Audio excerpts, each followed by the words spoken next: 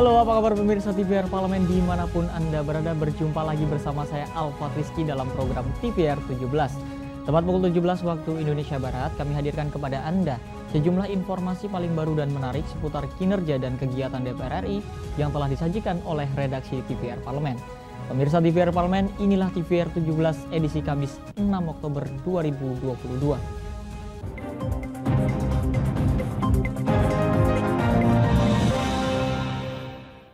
Pemirsa, dalam pidato pembukaan Parliamentary Speakers Summit atau P20, Presiden Republik Indonesia Joko Widodo menyatakan P20 menjadi optimisme baru bagi dunia yang menunjukkan kekuatan baru dan juga dudukan politik dalam menghadapi tantangan global.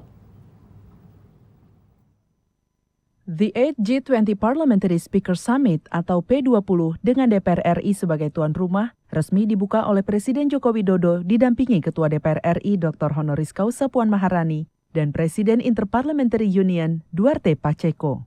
P20 Summit dihadiri para pimpinan parlemen negara anggota G20 serta 12 negara undangan dan 5 organisasi internasional. Dalam pidato pembukaan P20 Summit, Ketua DPR RI Puan Maharani menyebutkan pertemuan ini memberikan perspektif parlemen dalam menghadapi tantangan global, menjadi jembatan perbedaan antar negara, serta memperkuat hubungan antar ketua parlemen negara-negara G20. Dalam pertemuan P20 diharapkan dapat menetapkan sebuah kesepakatan bersama, kesepakatan yang dapat mendorong adanya aksi nyata atau concrete action penyelesaian berbagai permasalahan global. Pada kesempatan ini, Presiden Republik Indonesia Joko Widodo menyatakan P20 menjadi optimisme baru bagi dunia yang menunjukkan kekuatan baru dan dukungan politik dalam menghadapi tantangan global. Presiden Joko Widodo juga menilai kerjasama antar negara termasuk parlemen sangat dibutuhkan. Karena itu saya berharap forum ini merupakan ajang yang tepat untuk membangun kebersamaan dengan rakyat, membangun kebersamaan lintas negara, membangun perdamaian dunia, serta bekerja bersama memecahkan masalah-masalah kemanusiaan dan membangun dunia yang lebih makmur, berkeadilan. Vindita dan Teresia, TVR Parlemen, melaporkan. Kita beralih ke informasi selanjutnya, pemirsa. Badan Kerjasama Antar Parlemen DPR RI menyambut baik kesediaan Parlemen Rusia untuk memasok gandum ke Indonesia, mengingat konsumsi Indonesia akan gandum sangatlah tinggi. BKSAP DPR RI menyambut baik kesediaan Parlemen Rusia untuk memasok gandum ke Indonesia, mengingat konsumsi Indonesia akan gandum sangat tinggi.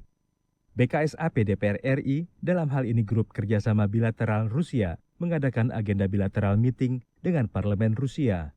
Ketua GKSB Rusia Adis Kadir sebagai perwakilan Parlemen Indonesia dan Head of Friendship Group of Federation Council Russia, Lilia Gumirova, membahas seputar proyek kerjasama yang akan dilakukan Indonesia dan Rusia. Menurut Adis Kadir, Parlemen Rusia bersedia memasok gandum untuk Indonesia, mengingat konsumsi gandum masyarakat Indonesia sangat tinggi. Ia menambahkan, kesediaan Rusia ini perlu diapresiasi, mengingat selama ini hubungan Indonesia dan Rusia mengalami perkembangan yang sangat signifikan di berbagai bidang. Kerjasama antar parlemen tentunya kami akan sama-sama membantu pemerintah, baik pemerintah Indonesia dan pemerintah Rusia dalam meningkatkan kerjasama di segala bidang, baik ekonomi, pendidikan, kesehatan maupun di pertahanan. Dan juga kami membantu mencari potensi-potensi kerjasama yang lain yang ada di negara Indonesia dan ada di negara Rusia. Tadi disebutkan bahwa kita sudah melakukan kerjasama di bidang pangan, khususnya gandum. Jadi mereka memasok gandum ke Indonesia karena kita tahu Rusia gandumnya memang luar biasa. Dan saat ini Indonesia memang banyak membutuhkan gandum, banyak produser mie instan dan lain sebagainya. Selain membahas peningkatan kerjasama bilateral, DPR RI juga selalu mengingatkan pentingnya perdamaian dunia. Untuk itu, BKSAP DPR RI terus mendorong terwujudnya upaya perdamaian antara Rusia dan Ukraina. Dari Jakarta, Ken dan Akbar, TVR Parlemen melaporkan. Pemirsa, Badan Kerjasama Antar Parlemen DPR RI dan Parlemen Kamboja sepakat untuk meningkatkan hubungan bilateral dalam berbagai sektor, serta membahas sejumlah isu aktual terkait dengan perdamaian dan juga berbagai gagasan seputar parlemen antar kedua negara. BKSAP DPR RI dan Parlemen Kamboja sepakat tingkatkan hubungan bilateral dalam berbagai sektor, serta membahas sejumlah isu aktual terkait dengan perdamaian dan berbagai gagasan seputar parlemen antar kedua negara. Di sela kegiatan AIDS G20 Parliamentary Speakers Summit atau P20, BKSAP DPR RI melakukan pertemuan bilateral dengan Parlemen Kamboja di Gedung Nusantara II DPR RI. Ketua BKSAP DPR RI Fadlizon mengatakan, dengan terpilihnya Indonesia sebagai Ketua AIPA pada bulan November mendatang, Parlemen Kamboja berharap agar Indonesia bisa fokus membahas sejumlah hal terkait komite tetap dalam penyelenggaraan AIPA. Dalam pertemuan itu juga, DPR RI menyampaikan gagasan tentang resolusi penggunaan bahasa Melayu sebagai bahasa kerja di ASEAN. Untuk itu, ia berharap DPR RI dan Parlemen Kamboja bisa saling mendukung gagasan yang dilahirkan antar kedua parlemen demi kepentingan kedua negara. Kamboja ini kan adalah satu negara yang dulu juga secara historis pernah banyak kita dukung, kita bantu, terutama proses perdamaian. Dulu ada namanya Jakarta Informal Meeting 1, Jakarta Informal Meeting 2, karena itulah yang membawa kemudian kepada Peace Accord Paris ya. Jadi kita punya kontribusi di dalam ikut melaksanakan ketertiban dunia yang berdasarkan kemerdekaan. Jadi dari kita justru yang lebih banyak proses perdamaian yang terjadi di Kamboja, dan kita berharap ya di regional ASEAN ya, kita tahu sekarang ini yang masih bertikai adalah Myanmar. Setelah kudeta, anggota parlemennya juga tidak diakui dan bahkan ada yang dieksekusi. Ini juga menjadi salah satu isu di ASEAN dan di AIPA. Fadlizon juga berharap DPR RI dan Parlemen Kamboja bisa meningkatkan kerjasama di berbagai sektor lainnya, seperti di bidang pertanian, pangan, serta ekonomi dan politik. Dodi Muharam, TVR Parlemen melaporkan. Kerjasama multilateral sangat diperlukan demi mengatasi berbagai permasalahan dunia untuk dihadapi dan dicari solusinya secara bersama-sama. Informasi lengkapnya pemirsa saat lagi, untuk itu tetaplah di TVR 17.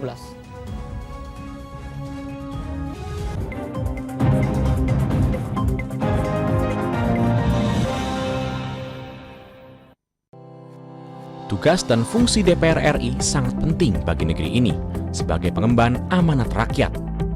Namun tidak banyak yang tahu apa saja fungsi dan tugas dari DPR.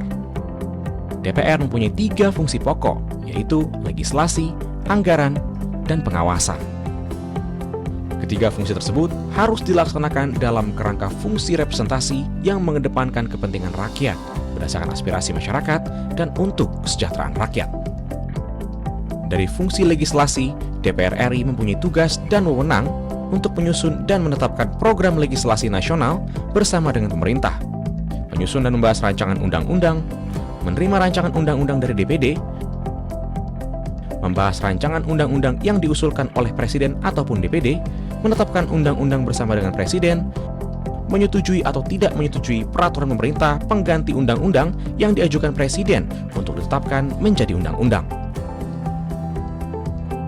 Sementara, fungsi anggaran membahas dan memberikan persetujuan atau tidak memberikan persetujuan terhadap rancangan undang-undang tentang APBN yang diajukan Presiden, memperhatikan pertimbangan DPD atas rancangan undang-undang tentang APBN dan rancangan undang-undang terkait pajak, pendidikan, dan agama, menindaklanjuti hasil pemeriksaan atas pengelolaan dan tanggung jawab keuangan negara yang disampaikan oleh BPK, memberikan persetujuan terhadap pemindahantanganan aset negara maupun terhadap perjanjian yang berdampak luas bagi kehidupan rakyat yang terkait dengan beban keuangan negara. Dan fungsi pengawasan, melakukan pengawasan terhadap pelaksanaan undang-undang, APBN, dan kebijakan pemerintah, membahas dan menindaklanjuti hasil pengawasan yang disampaikan oleh DPD terkait pelaksanaan undang-undang mengenai otonomi daerah, pembentukan, pemekaran, dan penggabungan daerah, pengelolaan sumber daya alam dan sumber daya ekonomi lainnya, pelaksanaan APBN, pajak, pendidikan, dan agama. Terima kasih. Video ini dipersembahkan oleh TV dan Radio Parlemen, Biro Pemerintahan Parlemen, Sekretariat Jenderal, dan Badan Keahlian DPR RI.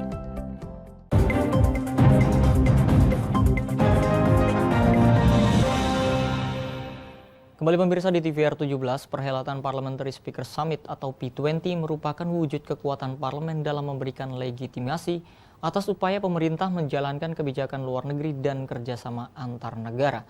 Kerjasama antar negara atau multilateralisme diharap dapat menjawab berbagai permasalahan seperti mendamaikan perang dagang, konflik geopolitik, mengatasi krisis pangan dan energi, melawan eksploitasi, hingga membangun kemajuan bersama. Untuk lebih lengkapnya, mari kita saksikan laporan mendalam yang telah dirangkum oleh tim redaksi TVR Parlemen dalam segmen editorial Parlemen berikut ini.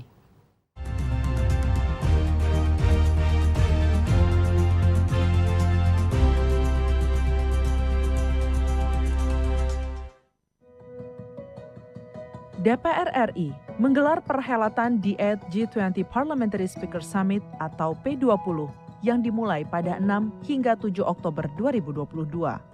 Ada 4 isu utama yang diangkat dalam P20, yaitu ekonomi hijau dan pembangunan berkelanjutan, pangan, energi dan tantangan ekonomi, parlemen dan demokrasi, serta sosial, gender, dan perempuan. Ketua Badan Kerjasama Antar Parlemen Fadli Zon mengatakan, Forum P20 merupakan momentum diplomasi politik luar negeri bagi Indonesia untuk mengedepankan kepentingan nasional. Fadli menegaskan 4 isu utama dalam P20 merupakan masalah yang saat ini sedang dihadapi seluruh negara di dunia.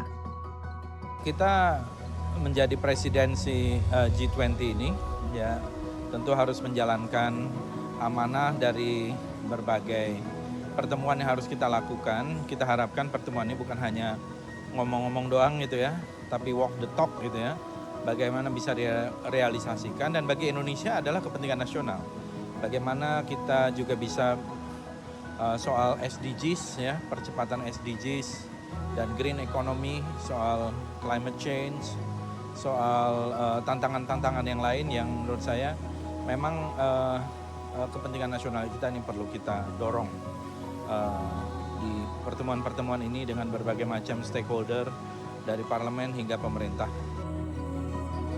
Untuk merealisasikan 4 isu utama yang diusung dalam P20, DPR RI mendorong penguatan kerjasama antar negara anggota G20 melalui kerjasama multilateral. Hal ini diyakini dapat mengatasi permasalahan global seperti pandemi COVID-19, resesi ekonomi, krisis iklim, transisi energi, hingga perang antar negara. Anggota BKSAP DPR RI Irine Yusiana Roba Putri berharap kerjasama multilateral dapat terus diperkuat agar seluruh negara dapat memenuhi target-target SDGs yang telah disepakati bersama. Dibagi di dalam forum-forum internasional berdasarkan perjanjian-perjanjian internasional dan sesuai dengan prinsip SDGs juga gitu, no one left behind. Saya pikir dalam menghadapi segala tantangan global hari ini seperti krisis iklim, pertahanan cyber, itu saya pikir ya tadi yang saya sebutkan di awal bahwa dunia hari ini layaknya sebuah desa yang satu sama lain terkait. Jadi prinsip hubungan komunikasi global ini tentu harus diperkuat gitu. Wakil Ketua BKSAP DPR RI Gilang Dila Farares berpendapat krisis ekonomi global, menipisnya pasokan pangan dan energi, perubahan iklim dan konflik internasional harus diselesaikan melalui komitmen antar negara. Untuk itu, Gilang berharap kerjasama multilateral dapat segera diwujudkan. Kita dari mulai kemarin sudah mulai mengadakan pertemuan bilateral bersama seluruh member-member delegasi. Dan tentunya di saat kita pertemuan itu kita utarakan kira-kira apa sih isu-isu yang nanti kita inginkan, karena ini kan P2P, parlemen, sehingga harapannya mereka bisa langsung bersinergi dengan pemerintahnya langsung, sehingga nantinya aspirasi apa yang kita inginkan bisa sesuai dengan apa yang kita maukan. Sementara itu, anggota BKSAP DPR RI Fatan mengatakan penanganan krisis global memerlukan kolaborasi antar negara. Ia menilai peran P20 dalam menentukan kebijakan perbaikan global sangat penting karena parlemen memiliki kewenangan anggaran dan legislasi. Memberikan penekanan yang cukup kuat pada koordinasi dan kolaborasi dan juga satu gerakan bersama parlemen dunia, parlemen 20 untuk mengatasi krisis global, jadi bencana alam, banjir, kemudian energi yang terbatas, energi terbarukan menjadi gerakan bersama atau istilah kita green economy dan juga green energy sehingga menjadi satu kekuatan besar, terutama Indonesia yang kita tahu sebagai salah satu negara dengan forestry yang besar, dengan cadangan yang berlimpah, tentu menjadi salah satu lokomotif bagi gerakan ekonomi hijau. Kita yakin karena P20 menjadi salah satu kekuatan dunia di samping B20, di samping G20. Jadi government 20, parlemen 20 dan bisnis 20 bisa menjadi salah satu kekuatan besar karena kita punya hak regulasi juga mengatur, kita punya hak budgeting dan juga kita bisa menghasilkan satu kesepakatan bersama dan resolusi-resolusi yang dihasilkan dari pertemuan selama 3 hari ini. Tim Liputan TVR Parlemen melaporkan.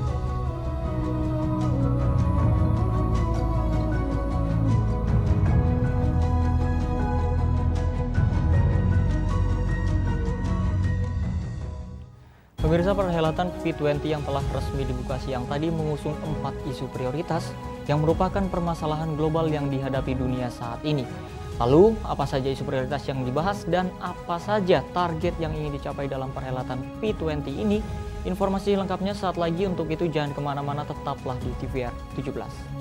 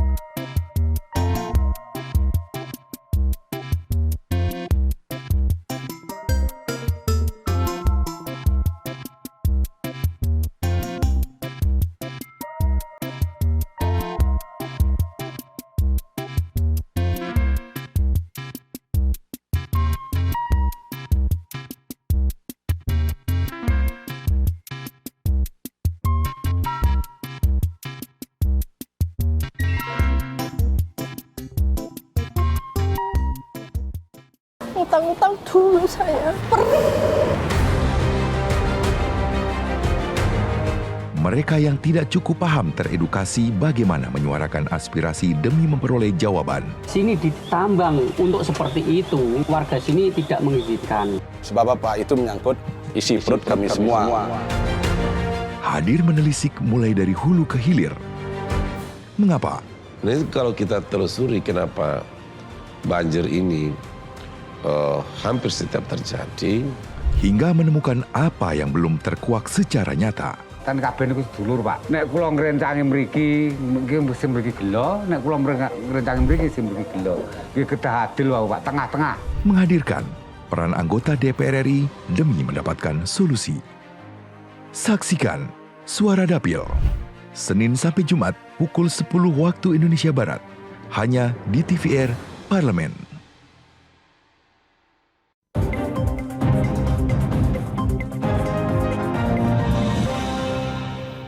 Kembali di TVR 17, pemirsa TVR Parlemen, siang tadi perhelatan Parliamentary Speaker Summit atau P20 telah resmi dibuka. P20 kali ini mengusung tema Stronger Parliament for Sustainable Recovery atau parlemen yang lebih kuat untuk pemulihan berkelanjutan. P20 mengangkat 4 isu prioritas untuk dibahas dalam sidang P20. Isu yang pertama adalah tentang ekonomi hijau dan pembangunan berkelanjutan.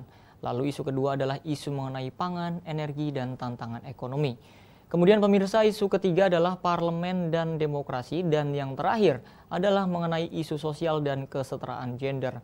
DPR RI berharap hasil pembahasan isu prioritas P20 ini dapat menghasilkan dokumen yang akan dibawa sebagai masukan dalam pertemuan G20 November mendatang. Pemirsa, selengkapnya berikut adalah wawancara rekan kami Fitian Aunilah dengan Ketua Badan Kerjasama Antar Parlemen DPR RI. Silakan Fitian. Baik pemirsa TVR Parlemen, saat ini DPR RI sedang menyelenggarakan D8 G20 Parliamentary Speaker Summit atau P20 Summit, di mana P20 Summit ini merupakan agenda dari G20 dari sisi parlemen. Nah, di mana Parlemen Indonesia sebagai tuan rumah mengusung tema Stronger Parliament for Sustainable Recovery. Nah, di samping saya ini sudah ada Ketua Badan Kerjasama Antar Parlemen atau BKSAP DPR RI, Bapak Fadli John. Selamat siang, Pak. Selamat siang. Ya. Baik Pak, ini langsung saja nih terkait dengan P20. Nah saya ingin tahu nih Pak, ini kan ada 4 isu nih Pak yang diusung. Nah kemudian kalau saya ingin melihat kira-kira urgensinya dari 4 isu prioritas ini apa Pak? Ya, 4 isu prioritas ya, misalnya tentang climate change dan green economy. Yang kedua itu tantangan-tantangan yang kita hadapi sekarang nih, soal ketahanan pangan, ketahanan energi, dan juga tantangan ekonomi. Yang ketiga tentang demokrasi dan peran dari parlemen. Dan yang keempat tentang kesetaraan gender. Nah, 4-4-nya ini menurut saya memang merupakan masalah yang sedang kita hadapi secara real. Ya, terutama soal iklim, kita lihat kejadian berbagai belahan dunia menghadapi banjir dan anomali iklim yang luar biasa. Kemudian dari sisi yang kedua tentang isu pangan dan energi, kita lihat hampir semua negara terkena dampak dari kenaikan harga pangan dan energi. Dan tantangan ekonomi global yang sedang kita hadapi bahkan diprediksi akan menuju kepada resesi global. Kemudian juga parlemen dalam hal ini, vibrant democracy ya. Demokrasi kita juga mendapat tantangan terutama di masa pandemi gitu kan, ada otoritas parlemen sebagai perwakilan dari rakyat juga mengalami reduksi. Nah ini yang harus dibicarakan. Tentu kesetaraan gender dalam hal ini soal perempuan, isu yang sudah klasik tapi tetap sangat relevan. Nah, kemudian kalau untuk goals-nya nih Pak dari parlemen kita nih, apa nih Pak dari keempat isu ini Pak? Dari goals yang kita harapkan nanti akan ada outcome document. Dokumen inilah yang nanti sekarang masih diperdebatkan di dalam drafting committee. Kemudian kita akan bawa ini ke G20 summit nanti di bulan November sebagai bagian dari outcome dokumen dari parlemen P20 ini. Jadi di situ akan ada masukan-masukan untuk pertemuan G20 yang akan datang juga. Terakhir nih Pak, harapan dari perhelatan P20 ini Pak? Ya, kita menjadi presidensi G20 ini ya tentu harus menjalankan amanah dari berbagai pertemuan yang harus kita lakukan. Kita harapkan pertemuan ini bukan hanya ngomong-ngomong doang gitu ya, tapi walk the talk gitu ya. Bagaimana bisa direalisasikan, dan bagi Indonesia adalah kepentingan nasional. Bagaimana kita juga bisa soal SDGs ya, percepatan SDGs dan green economy, soal climate change, soal tantangan-tantangan yang lain yang menurut saya memang kepentingan nasional kita ini perlu kita dorong di pertemuan-pertemuan ini dengan berbagai macam stakeholder dari parlemen hingga pemerintah. Terima kasih Pak Fadli. Terima kasih. Baik pemirsa, demikianlah perbincangan saya dengan Ketua BKSAP DPR RI Bapak Fadli John. Saya Fidian Onilah, kembali ke studio. Selanjutnya pemirsa, apa saja menjadi topik perbincangan media online pada hari ini? Usai jeda tetaplah di TVR 17.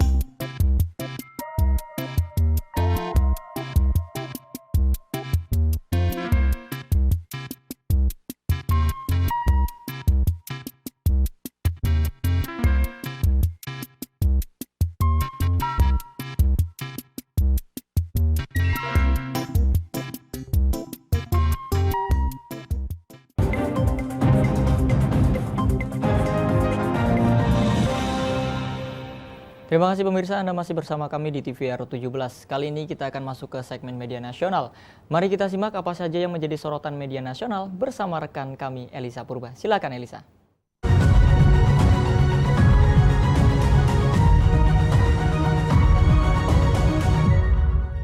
Selamat sore pemirsa TVR Parlemen. Mari kita bahas apa saja yang menjadi headline di media online pada hari ini. Berita pertama datang dari agenda Parliamentary Forum kemarin yang merupakan pre-event dari agenda P20 yang telah resmi dibuka pada siang hari tadi. Dapat kita saksikan bersama, di layar kaca Anda ada beberapa media yang menyoroti terkait dengan hal ini. Di sini Ketua DPR RI Dr. Honoris Causa Puan Maharani mengajak parlemen-parlemen dunia khususnya negara-negara G20 untuk bersama-sama mengatasi gejolak ekonomi global. Nah, hal ini disampaikan Puan dalam pertemuan Parliamentary Forum in the context of the G20 Parliamentary Speaker Summit atau P20 di Gedung Nusantara II Kompleks Parlemen Jakarta pada Rabu kemarin. Forum ini merupakan pre-event dari perhelatan The 8 G20 Parliament Speaker Summit atau P20 pemirsa yang berlangsung pada hari ini hingga esok hari.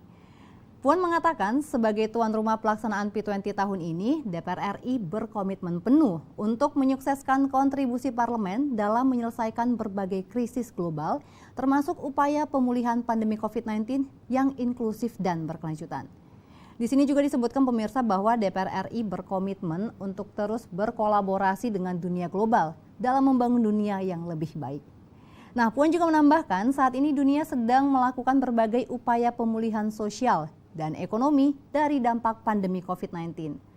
Menurut Puan, kekuatan parlemen dalam mewakili suara rakyat memberikan legitimasi atas upaya pemerintah dengan negaranya masing-masing dalam menjalankan komitmen kebijakan luar negeri dan kerjasama antar negara.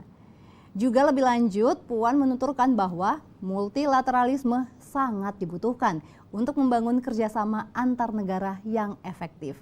Nah pemirsa, multilateralisme ini dapat menjawab berbagai permasalahan seperti mendamaikan perang dagang, mendamaikan konflik geopolitik, mengatasi krisis pangan dan energi, melawan eksploitasi, hingga membangun kemajuan bersama.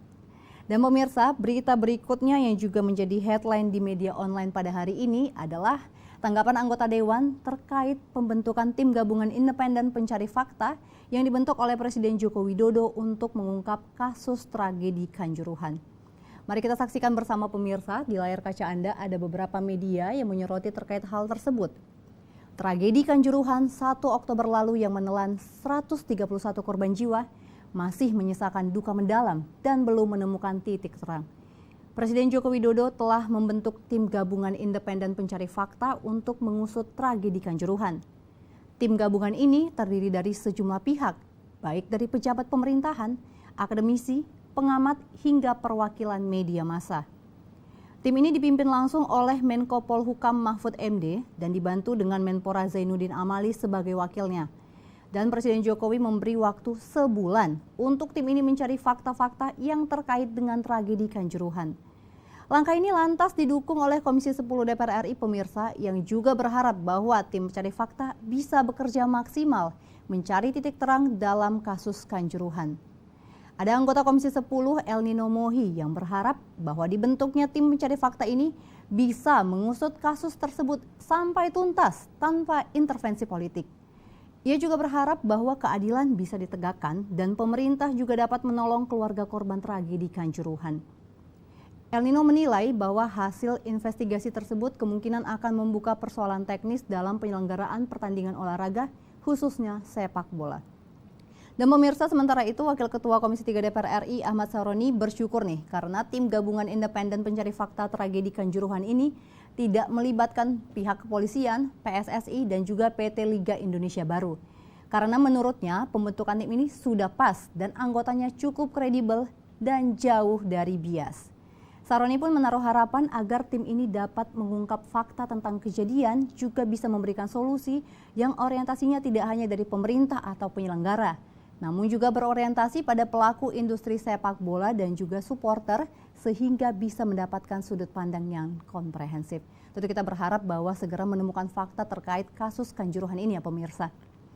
Dan itu tadi headline di media online pada hari ini pemirsa. Yang pertama tentang Ketua DPR RI Dr. Honoris Causa Puan Maharani yang mengajak Parlemen Dunia bersama-sama mengatasi gejolak ekonomi global. Juga berita kedua tentang tanggapan anggota Dewan terkait tim gabungan independensi pencari fakta tragedi Kanjuruhan yang dibentuk oleh Presiden Joko Widodo. Kembali ke rekan Alfat.